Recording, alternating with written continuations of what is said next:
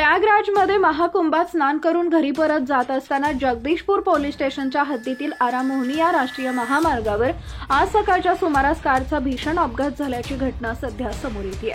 कारमधील सर्व प्रवासी प्रयागराजला महाकुंभ मेळ्यासाठी गेले होते।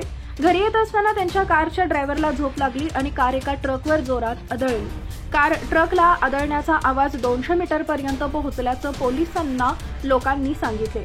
हा अपघातातील भीषण इतका होता की संपूर्ण कारचा चुराडा होऊन कारमधील बसलेल्या 6 जणांसोबत जे काही भयंकर घडलं ते ऐकून तुमच्याही पायाखालची जमीन सरकेल।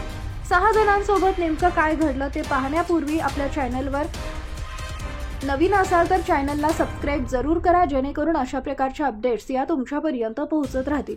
मिळालेल्या माहितीनुसार हे कुटुंब पटना इथं त्यांच्या घरी प्रयागराजहून जात होते, तेव्हा पटण्यापासून 40 किलोमीटर आधी आरामोहनिया राष्ट्रीय महामार्गावर एका पेट्रोल पंपाजवळ कारचा अपघात झाला।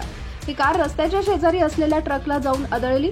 अपघात इतका भयंकर होता की अवघ्या 5 मिनिटांमध्ये कारमधील 6 जणांचा जागीच मृत्यू झाला। अपघातानंतर जमलेल्या लोकांनी पोलिसांना संपर्क केला। घटनास्थळी पोहोचल्यावर पोलिसांनी बचाव कार्य सुरू केलं, पण त्याआधी कारमधल्या सर्व प्रवाशांचा मृत्यू झाला होता। या अपघातामध्ये नवरा, बायको आणि त्यांच्या 2 मुलींसह 6 जणांचा मृत्यू झाला। ड्रायव्हरला डुलकी आल्यानं अपघात झाल्याचं म्हटलं जातं।